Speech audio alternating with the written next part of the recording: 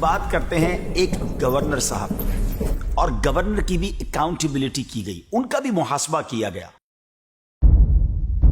وہ کون گورنر تھے اور گورنر کا محاسبہ کرنے والا کون تھا؟ یہ دور ہے حضرت عمر فاروق رضی اللہ تعالی عنہ کا، اور حضرت عمر فاروق رضی اللہ تعالی عنہ کی مینجمنٹ کا تو کمال تھا۔ آپ کرتے یہ تھے کہ آپ کی عادت مبارکہ تھی کہ آپ کسی بھی شہر کی جامع مسجد میں جاتے اور عام لوگوں سے گورنر کے بارے میں پوچھتے تھے کہ کیا تمہیں گورنر سے کوئی شکایت تو نہیں، کوئی کمپلین تو نہیں؟ ایک دفعہ ایک شہر میں پوچھا تو لوگوں نے جواب دیا کہ جی ہمیں ہمارے گورنر سے 4 کمپلینز ہیں۔ وہ شکایتیں کیسی ہیں اور کیا معاملات تھے آپ کو بتاتے ہیں، لیکن اس تفصیل میں جانے سے پہلے ذرا غور کیجئے ویورز کہ اگر آپ میں سے ہم میں سے کوئی ایسا شخص ہے جو اپنی ذمہ داری پوری کرنے میں اسے کوئی مشکل آتی ہے تو غور سے سنیں اس واقعے کو، پھر غور کریں کہ کیا واقعی میری مشکلیں ایسی ہیں،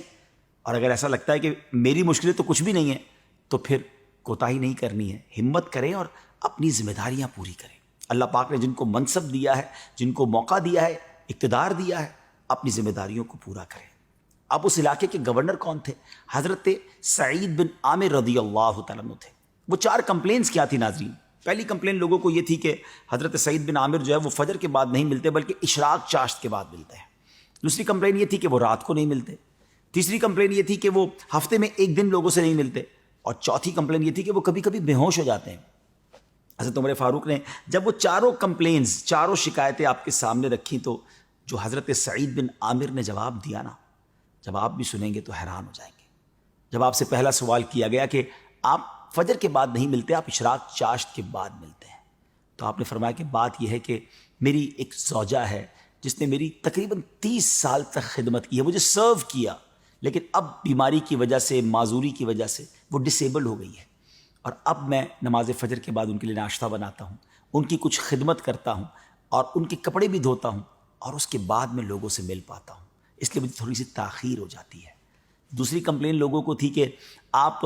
جو ہے وہ ہفتے میں 1 دن نہیں ملتے، تو آپ کہتے ہیں کہ اے امیر المومنین، میں گورنر ضرور ہوں مگر ساتھ غریب بھی ہوں،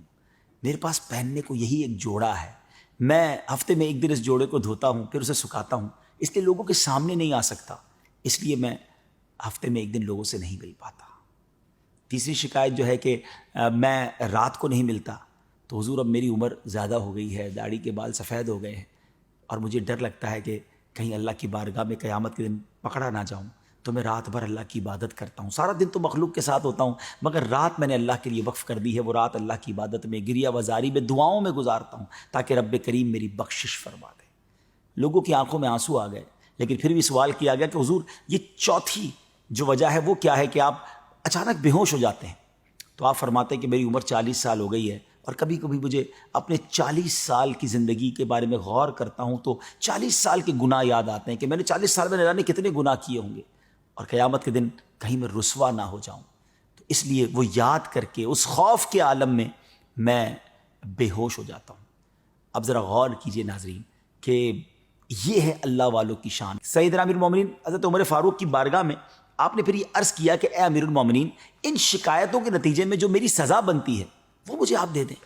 حضرت عمر رضی اللہ تعالیٰ عنہ کے ہاتھ اٹھے اور رب سے التجا کی کہ یا اللہ، اس طرح کے کچھ اور گورنر مجھے عطا کیے جائیں، مجھے ان پر فخر ہے۔ ناظرین سوچئے، ایسے بھی گورنر گزرے ہیں، خوف خدا والے، اللہ کی یاد میں رونے والے، غربت کی زندگی گزارنے والے، رعایا کے مال پر پلنے والے نہیں بلکہ خودداری کے ساتھ جینے والے۔ اللہ کرے کہ آج یہ واقعہ ہم سب کے لیے سبق آموز بنے اور ہم اپنی زندگی کے بارے میں غور کریں کہ کہیں ایسا تو نہیں کہ اپنی ذمہ داریوں سے ہم کوتاہی کر رہے ہیں۔ اللہ مجھے اور آپ کو جس کو جو ذمہ داری ملی ہے اسے پوری کرنے کی توفیق عطا فرمائے۔